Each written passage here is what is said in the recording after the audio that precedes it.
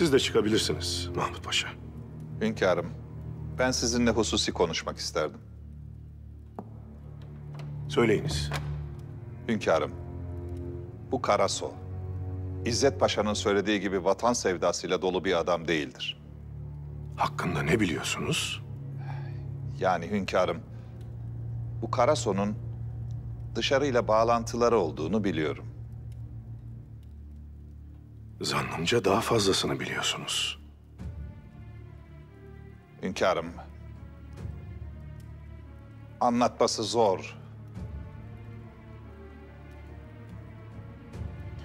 Ger rıza olsa kazaya müşkil olmaz hiç hal. Arife sabrıyla her müşkil ki var asan olur. Hazreti Fuzuli demiş. Eğer Allah'ın takdir ettiği kazaya, kadere karşı rıza gösterilse hiçbir hal müşkil olmaz. Arif olan kişi sabrederse her zor durum, her müşkil durum kolay olur. Anlatınız paşa. Bizde müşkül yoktur. Samimi olana samimiyetle yaklaşırız. Emredersiniz. Hünkârım, bu İmparator Wilhelm eğer Karasu'yu seçtiyse size fenalık, düşmanlık etmiştir. Çünkü bu Karasu hünkârım devletin düşmanıdır. Bu Karaso sizin de düşmanınızdır. Yalnız bunu benim söylediğim ifşa edilirse eğer... Tahsin Paşa'nın sadakatini anlatmaya lügatlar dahi kafi gelmez paşa. Siz anlatınız. Hünkârım, eğer Karaso hakkında söyleyeceklerim duyulacak olursa ben altından kalkamayacağım bedeller ödemek zorunda kalacağım.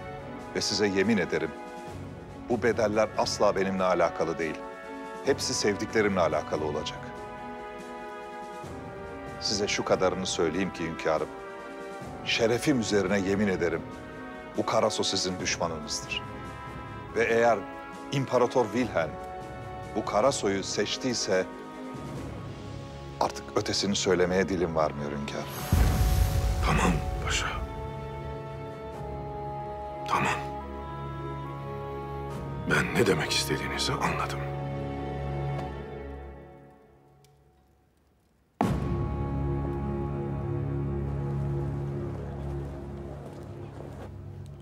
Siz iyi misiniz Hatice Sultan? İsterseniz bir muayene olun.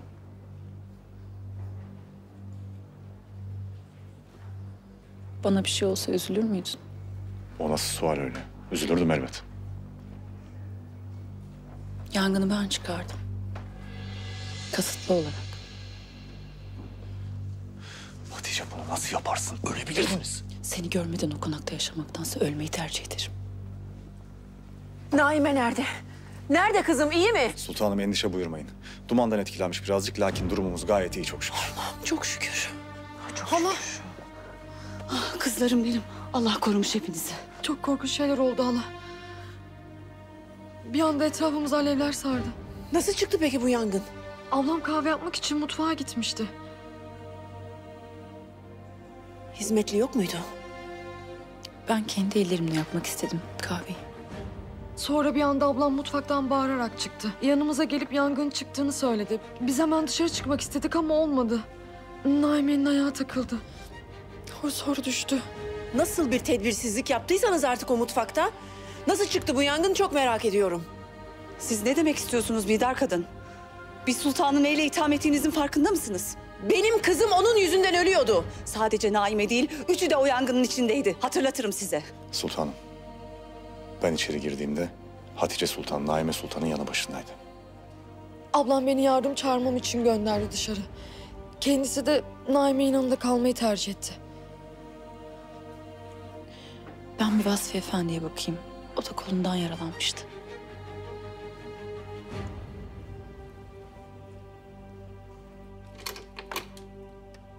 Kilit zorlanmamış.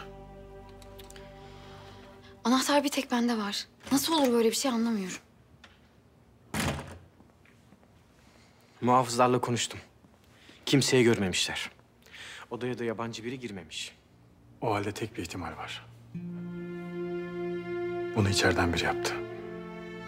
Neredeyse kendimden şüpheleneceğim. Bu dolabın anahtarı sadece bende var.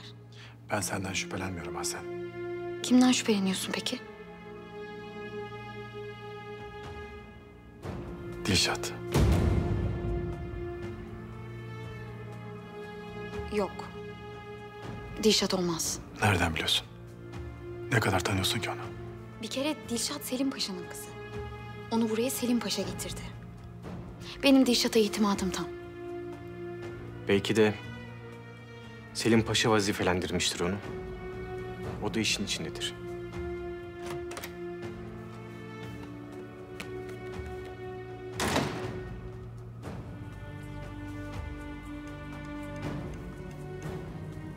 Benim de Selim Paşa'ya itimadım tam. Lakin kızı başka. Senden hiç anahtar aldı mı? Ya da dikkatini çeken bir vaziyette bulundu mu? Ben anahtarı kimseye vermem. Dilşat'a da vermedim. Lakin bir gün çok yorgundum. Uyuyakalmıştım.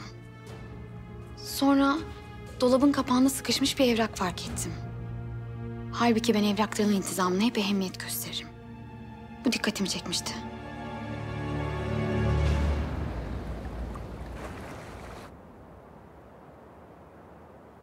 Güzel kızım.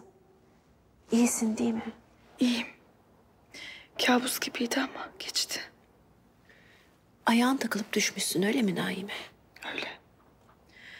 Hatice sağ olsun bir an olsun yanımdan ayrılmadı. Kemalettin gelene kadar hep başımda durdu. Hayal meyal hatırlıyorum. Kim bilir nasıl korkmuşsundur. Çok endişelendim senin için.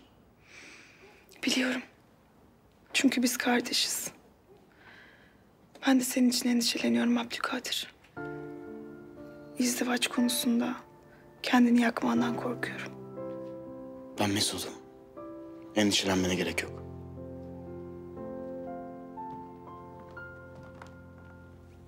Kızım, Babacığım. güzel kızım.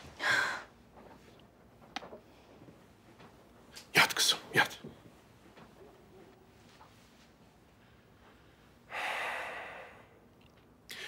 Daha evvel de geldim lakin uyuyordun. Biliyorum söylediler.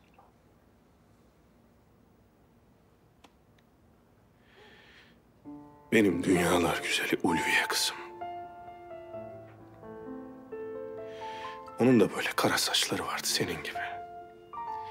Pembe yanakları, uzun kirpikleri. O vakitler ben her sabah Tarabya'da denize girerdim. Sarayda yangın çıktığı vakit ben yine Tarabya'daydım. Biraderi Murat Efendi bir kayık gönderip derhal beni saraya çağırdı.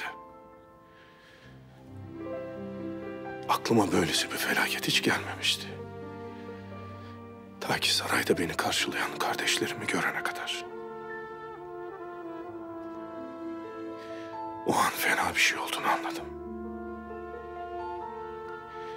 Koşarak evladımın odasına çıktım. Güzel kızımın her yerini örtüyle kaplamışlardı. Gidip yüzünü açtım. Gözlerini araladı. Baba, dedi, son nefesini verdi. Allah mekanını cennet eylesin. Amin. Amin.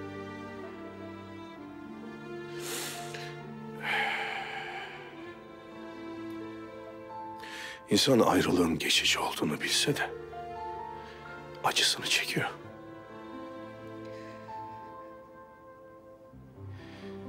Senin de yangına maruz kaldığını duyunca güzel kızım. O günleri böyle tekrar yaşadım. Allah seni bize bağışladı. Çok şükür kızımız iyi hünkârım. Şükür. Şükür. Kemalettin sayesinde. Benim için hiç düşünmeden ateşlerin arasına atladı. Ben sadece yapmam gerekeni yaptım. Allah senden razı olsun evladım. Allah sizden razı olsun hünkârım.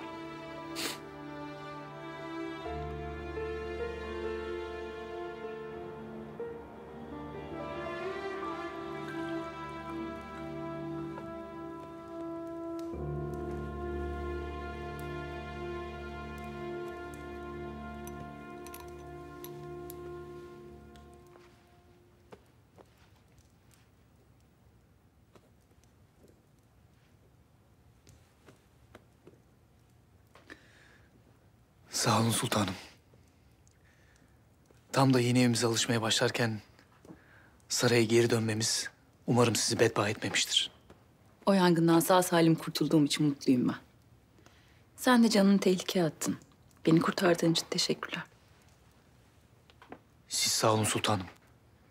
Elbette öyle yapacaktım.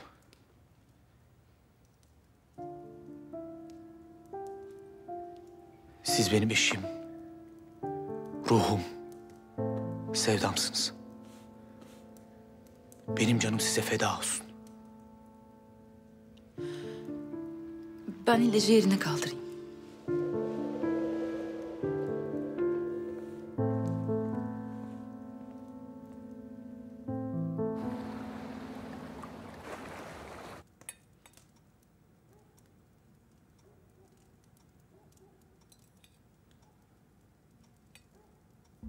Kimden şüpheleniyorsun peki? Dilşat. Yok. Dilşat olmaz. Bir kere o Selim Paşa'nın kızı. Buraya da Selim Paşa getirdi. Belki de Selim Paşa vazifelendirmiştir onu. O da işin içindedir.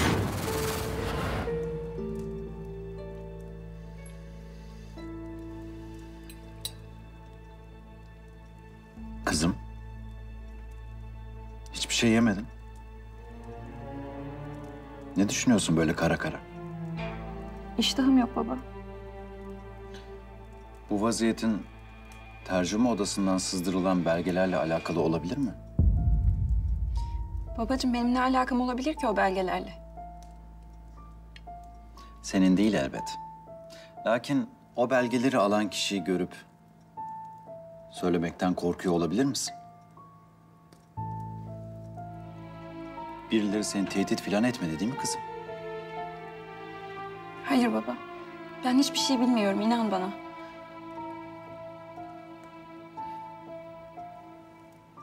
İnanıyorum kızım sana. İnanıyorum.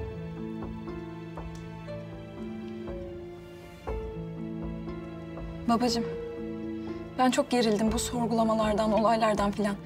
Bir müddet uzaklaşsam, teyzemin yanına gitsem mesela. Edirne'ye mi gitmek istiyorsun? Biliyorsun ne zamandır çağırıyor beni. Ben de çok özledim onu. Uzaklaşmak iyi gelir. Müsaade et gideyim lütfen.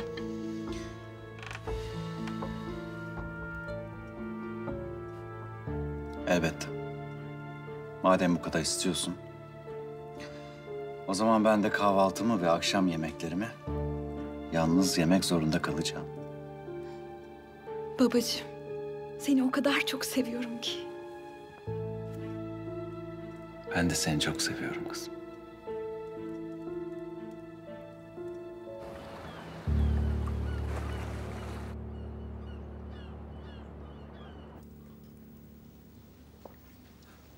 Paşam malum haliniz. Ben de bu devletin bir tebaasıyım ve demiryolu için elimden gelen gayreti göstereceğimden emin olabilirsiniz. Milliyeti ne olursa olsun devletimizin her zaman vatanperverlere ihtiyacı vardır. Elbette. İmparator Wilhelm'e de gitmeden evvel hemen işe başlayacağıma dair bir söz verdim. Krallara verilen sözler ivedilikle yerine getirilmeli kanaatindeyim. Siz ne dersiniz? Devletimiz uzun süredir bu proje üzerinde çalışıyordu. Bazı aksaklıklar yaşandı. Ama çok şükür bu durumlara kadar gelindi. Bizim de arzumuz bir an evvel işe koyulmak. Lakin nasıl bir yol izleyeceğimizi evvelce konuşalım ki aksilikler en aza insin. Elbette. Tabii nasıl bir yol izleyeceğimiz de çalışma üslubumuz da mali şartlara bağlı. Yani en mühim mesele iki devletin mali durumları. Anlaşmaya göre... Anlaşmayı biliyorum. hangi devlet ne kadar para yatırırsa karar verici o devlet olacaktır. Kim daha fazla yatırırsa o devletin yöntemleriyle ilerlenecek diye düzeltmekte fayda var. Devletimizin mali şartlarını da az çok tahmin edebiliyorum. Uzun zamandır duyun-u umumiye denen illet de yakamızdan düşmüyor. Biz mali şartlarımızı demiryolu projemizi de düşünerek hesapladık. İnşallah bu işte hep birlikte muvaffak olacağız. Peki yatıracağınız paranın miktarı belli mi? Malum ben de ona göre hesap işine gireceğim. Yakında belli olur. Selim Paşam, sizi temin ederim ki karar hisseleri hangi tarafta olursa olsun devlet-i aliye zarar etmeyecek. İki devlet olacak ama tek yürek olarak çalışacağız. Gel. Paşam, hünkârımız toplantı için huzura bekler. Tamam, hemen geliyorum. Müsaadenizle. Ben de müsaade isteyeyim o vakit. Nasılsa daha çok mesaimiz olacak. İşe bakışınız beni çok memnun etti. Hünkârımıza da, milletimize de bu hissiyatı vermek için çok çalışacağım.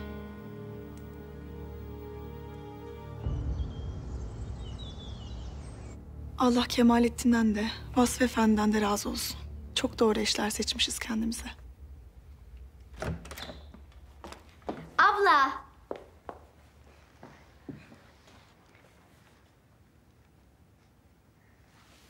Ablacığım, bugün nasılsın? İyileştin mi? Senin gül yüzünü gördüm, çok daha iyi oldum.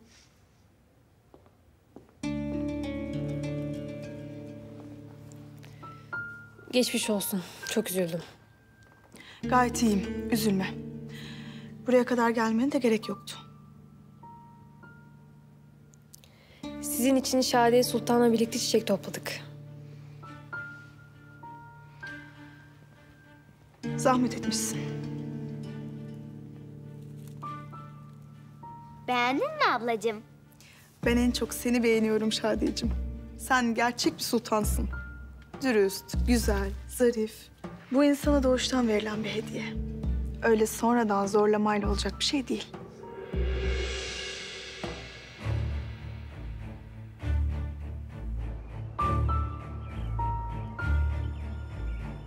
Hünkârım, Karasu Efendi ile konuştuk. Almanlarla yaptığımız anlaşma icabı, işe kimin daha çok para yatıracağı meselesi ve işe kimin hakim olacağıyla alakalı. Yani demiryolu meselesinde kararları verebilmemiz için Almanlardan daha çok para yatırmamız icap edecek. Tas tamam öyle Mahmut Paşa. Karasu Efendi ne diyor bu vaziyete? Devletimizin menfaatini düşünüyor hünkârım. Muhakkak öyledir. Hünkârım, Karasu ile bir anlaşma imzalayacağız. İşin yapılış şeklini belirleyecek bir anlaşma. Para bulup bu hususta hakimiyeti ele alabilecek miyiz hünkârım? Tahsin Paşa, Mahmut Paşa, Hüseyin Paşa ve Selim Paşa'dan müteşekkil bir heyet kurulsun. İşleri bu heyet idare edecek. Kararları birlikte alacağız. Tevfik Paşa, maliyede durumlar nedir? Hünkârım, anca memur maaşlarını ödeyebiliyoruz. Hamdolsun bütçemiz açık vermiyor ama... Lakin kâr da etmiyoruz.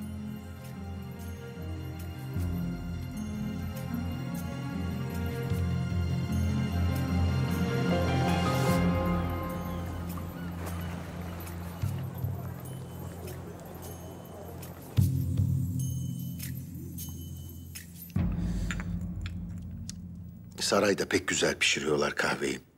Burada pişirdikleri pek de kahve sayılmaz. Biliyorum Karaso. Saray kahvesinin tadını başka yerde bulmak zor. Kahveden keyif aldığına göre güzel haberlerin olmalı. Selim Paşa'yla iyi bir sohbet ettik. Benim bu işin başına seçilmem onu pek rahatsız etmişe benzemiyor. Biz de seni bu yüzden seçtik. Asla başkasına çalıştığını bilmemeliler. Merak etmeyin. Saraydaki dostlarımın artışıyla edineceğim nüfus sizi bile şaşkına çevirecek. Sabırla bekleyeceğim. proje hakkındaki planları ne? Mali tabloları pek iyi değil. Demiryolu için paraya ihtiyaçları var. Bulabilecekler mi sence? Bilmiyorum.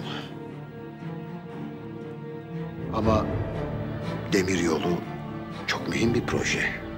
Bulmak için çaba göstereceklerdir.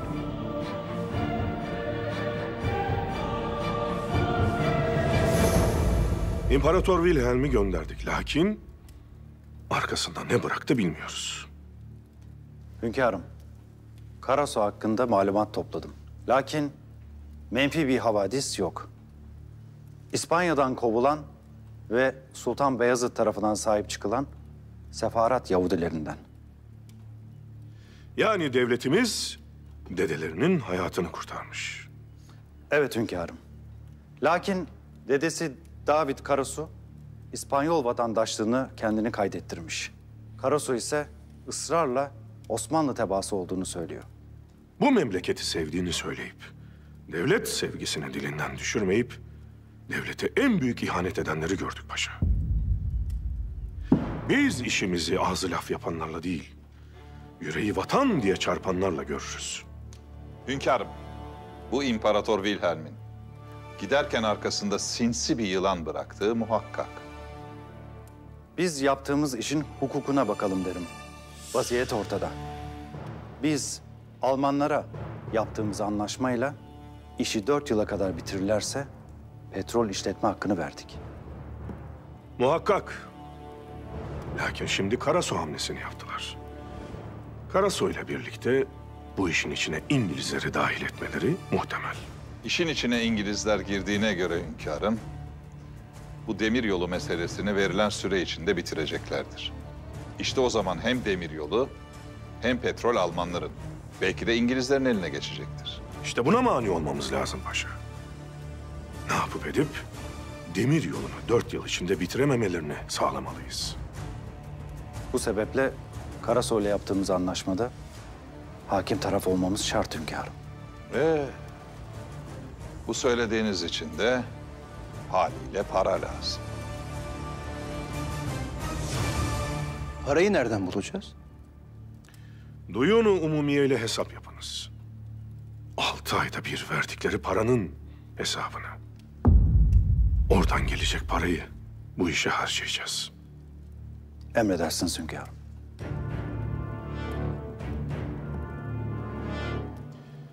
Sizinle de yeni ordu meselesiyle alakalı bir çalışma yapalım.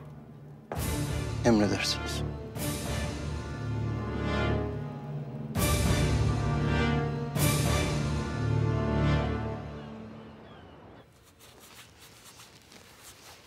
Nefret ediyorum bana dokunmasından. Nefret ediyorum. Vasfi Efendi senin kocan abla. Vasfi Efendi benim kocam değil. Benim için bir yabancı. Hatice'm, yapma kızım, söyleme böyle şeyler. Bir kere Vasfi Efendi çok iyi bir insan. Senin sevgini de saygını da hak ediyor o. Ayrıca seni yangından o kurtardı. O yangını ben çıkardım. Ne? Ne dedin sen? Abla? Duydunuz işte. Yangını buraya geri dönebilmek için ben çıkardım. Sen nasıl böyle bir şey yaparsın? Sana inanamıyorum Hatice. Bidar Sultan senden şüphe duymakta çok haklıymış. Artık sana söyleyecek bir söz bulamıyorum. Hepimiz ölecektik senin yüzünden. Nasıl yaparsın bunu? Sen nasıl bu kadar bencil olabilirsin? Yeter Fehime!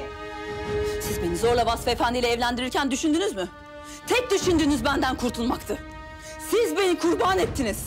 Haksızlık ediyorsun ama. Senin iyice aklın başından gitmiş.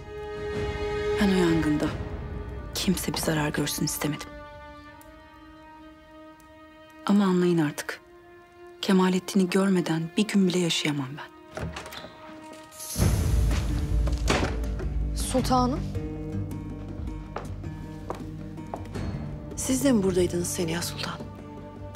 Hatice yeniden dairesine yerleşebildi mi ona bakmak istemiştim. Eminim yerleşmiştir. Burada olmak için can attığını hepimiz iyi biliyoruz. Madem böyle bir felaket yaşandı ve madem siz buraya geri döndünüz, bundan sonra hal ve hareketlerinize dikkat edeceğinizi umuyorum. Yakında Kemalettin Paşa ile Naime'nin düğünü var. Bu mutlu olaya gölge düşmesini hiçbirimiz istemeyiz. Öyle değil mi?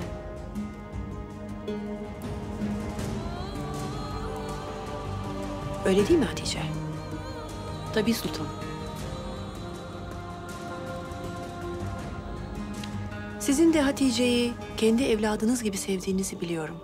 Yakından alakadar olacağınızı ümit ederim. Bir kez daha namünasip bir hareketiniz olursa, hünkârımızın duyacağından hiç şüpheniz olmasın.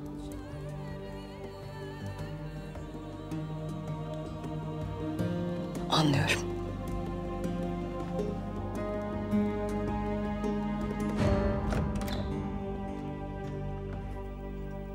Benim merak ettiğim Abdülhamid'in demiryolu için parayı nereden bulacağı. Malumunuz, Abdülhamid daha evvel bir yardım kampanyası yapmıştı. Oradan toplanan para projenin ancak %3'ünü karşılar. Duyun-u Umumiye'den gelecek olan parayla birleştiğinde yüklü bir miktar yapıyor. Daha ilk etapta karar hisselerine sahip olacak bir para geçecektir eline. Duyun-u Umumiye devletin vergilerine el koymak için kuruldu. Nasıl olur da devlete para öder? Eskiden öyleydi. Abdülhamid borcun bir kısmını ödedi ve tekrar bir anlaşma yaptı. Duyun-u Umumiye tütün, tuz, patates ve madenleri işletiyor. Karşılığında anlaşılan borç kısmını aldıktan sonra kalanını Osmanlı'ya bırakıyor. Ne zaman ödeyecekler? 6 ayda bir ödenir. Ne zaman ödeyecekler? Hesap zamanı geldi. Yakında ödenir. O para Osmanlı'nın kasasına girmeyecek. Abdülhamid milletin hakkı olarak görüyor o parayı ve çok iyi tetkik ettiriyor.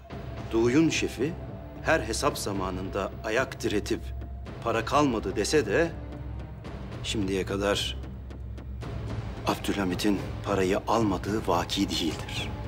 Duyun şefiyle görüşeceğim.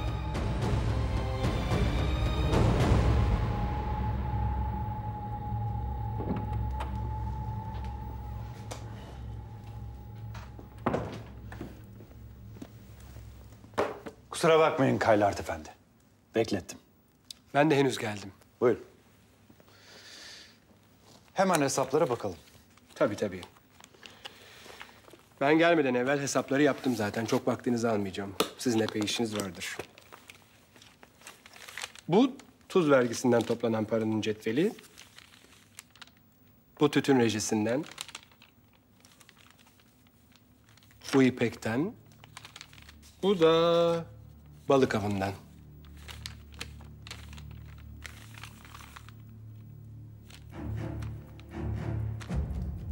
Bu cetveller bizim hesaplarımızdan çok düşük. Vergileri toplamak için elimizden ne geliyorsa yapıyoruz Selim Paşa. Ha, unutmadan bunlar da ödenen borçların listesi. Toplanan vergiler ne eksik ne fazla geldi.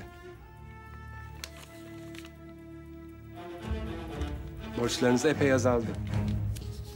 Biraz daha üretim artırabilirsek 6 ay sonraki hesaplarda Osmanlı maliyesi kârı bile geçebilir.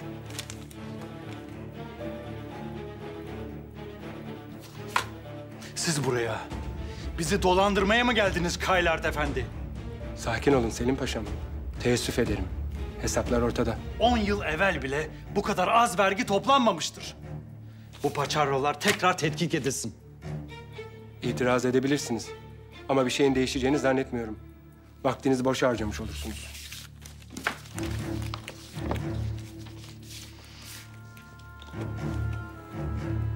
Hakkımıza düşeni her zamanki gibi alacağız. Müsaadenizle.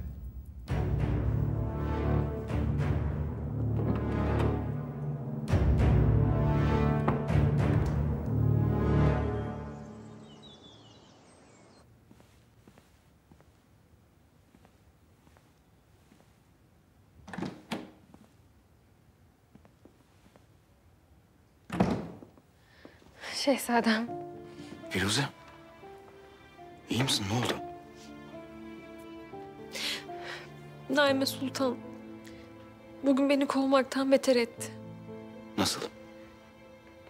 Bugün Naime Sultan odasına ona geçmiş olsun demek için gittim. Oysa beni Hatice Sultan ve kardeşin yanında resmen rezil etti. Dayanamıyorum artık. Ağlama artık. Bunları konuşmuştuk. Alışmaları zaman alacak. Hiçbir zaman kabullenmeyecekler diye çok korkuyorum. Naime Sultan ve validen bizi ayırmak için elinden geleni yapacaklar. İnan bana. Buna kimsenin gücü yetmez.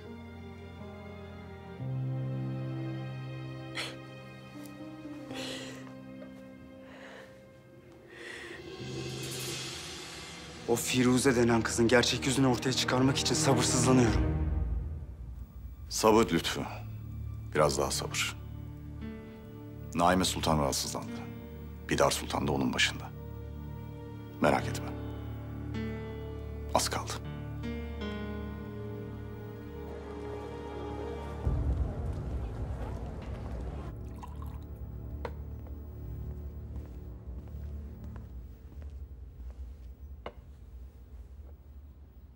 Seni çok takdir ediyorum biliyor musun? Hiç durmadan, yılmadan çalışıyorsun. Karşımdaki de çalışıyor. Onu geçmek için daha çok çalışmam lazım. Ama o bir hünkâr. Ona yardım edecek bir sürü adamı var etrafında. Sen beni tek başıma mı görüyorsun? Dünyanın bütün Yahudileri benim arkamda. Ben attığım her adımı onlarla birlikte attığımı biliyorum.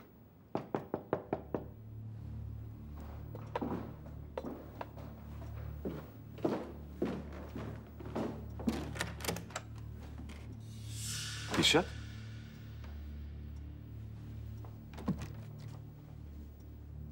Size veda etmeye geldim Bay Herzl. Nereye gidiyorsun? Edirne'ye. Bir müddet buralardan uzaklaşmanın iyi geleceğini düşündüm.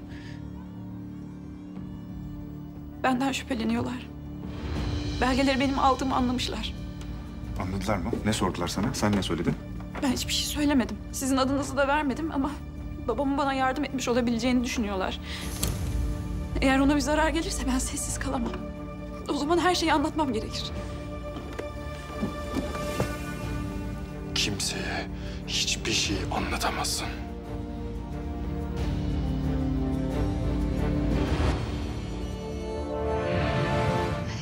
Selim Paşa, ben de size geliyordum. Hünkârımıza arz etmem gereken bir husus var. Daha sonra konuşsak. Dilşat'ı soracaktım. Bugün gelmedi de. Teyzesinin yanına Edirne'ye gitti. Senin haberin var zannımca.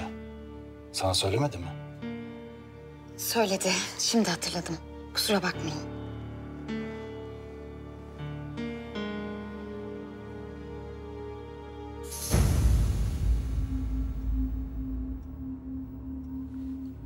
İndir şu silahı. Delirdin mi? Öldürecek misin kızı? Ne yapacağız? Duymadın mı? Her şeyi anlatacakmış. Anlatmayacağım. Hayır, kimseye bir şey söylemeyeceğim, yemin ederim. Biz de inandık. Bakın ben kimseye bir şey söylemeyeceğim. Bay Herzl'ın adını kimseye vermem. Derim ki tanımadığım biri beni tehdit etti derim. Ben mecbur kaldım derim. Yemin ederim kimseye bir şey söylemem. Ne olur bırakın gideyim. Söylemeyecektir. Bize hiçbir zararı gelmez. Bırak gitsin. Ben de seni akıllı bir adam zannederdim Herzl. 2 küçük gözyaşına kandın. Ona güveniyorum.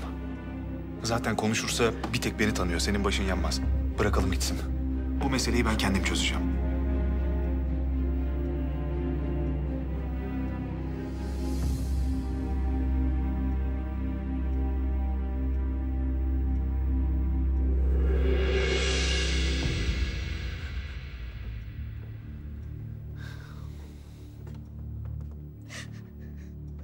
Sen halledemezsen kaldığım yerden devam ederim.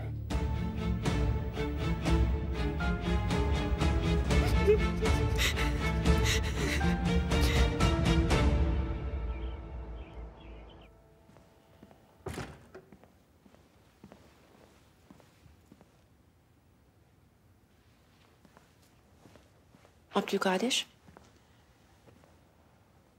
Beni mi bekliyordun? Evet validem. Firuze, Şu anda bu kızın ismini duymak istemiyorum. istesem de İstemesen de o kızın adını sık sık duyacaksın validem. Firuze senin gelinin olacak. Naime'nin bugün yaptığı büyük terbiyesizlik. Ona hakaret etmekte kalmıyor. Beni de aşağılıyor. Aksine kız kardeşin seni sevdiği, korumak istediği için böyle davranıyor. Aynı benim gibi. Demek beni sevdiğiniz için böyle davranıyorsunuz, öyle mi? Eğer sizin sevme şekliniz buysa istemiyorum. Olmaz olsun sizin sevginiz. Olmaz olsun, öyle mi?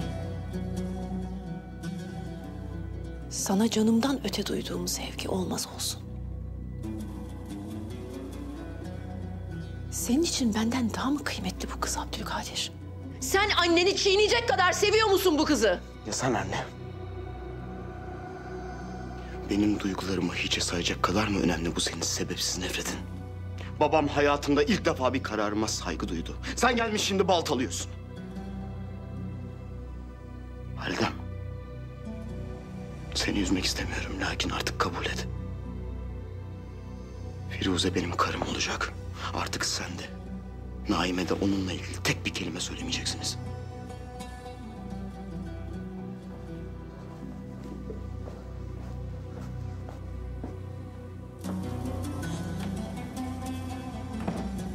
Benim bir şey söylememe gerek kalmayacak zaten oğlum.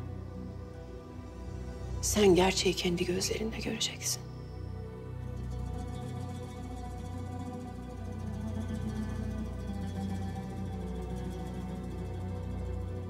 Zülfet Kalfa. Sultanım. Git Kemalettin Paşa'ya söyle.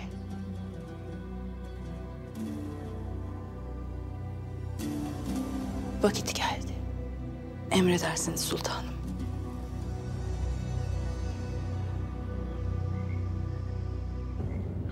Hünkârım, Duyunu Umumiye şefiyle görüştüm. Hesap ettiniz mi? Verecekleri para ne kadarmış? Hünkârım, verecekleri para yokmuş. Ne demek yok paşa? Bunlar Osmanlı'nın tütün, tuz, maden işlerini yürütüyorlar. Bunları satıyorlar. Hünkârım, 1 yıl boyunca topladıkları paraları borca sayınca bize verecek paraları kalmamış. Bunlar hırsız mı? Eşkıya mı? Biz neyin ne olduğunu bilmiyor muyuz? Ne demek hesap yapılınca bu çıkıyor? Bizim hesabımız yok mu?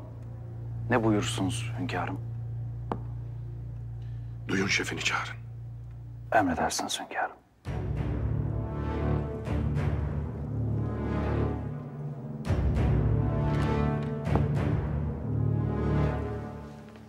Aklından ne geçiyor yine? Benim Kemalettin'i unutup Vasfi Efendi ile normal bir şekilde hayatıma devam etmemi istiyorlar. Ama bu asla olmayacak. Çünkü yanlış bir şeyler yapacaksın yine. Bidar Sultan'ı duydun. Seni asla affetmez artık.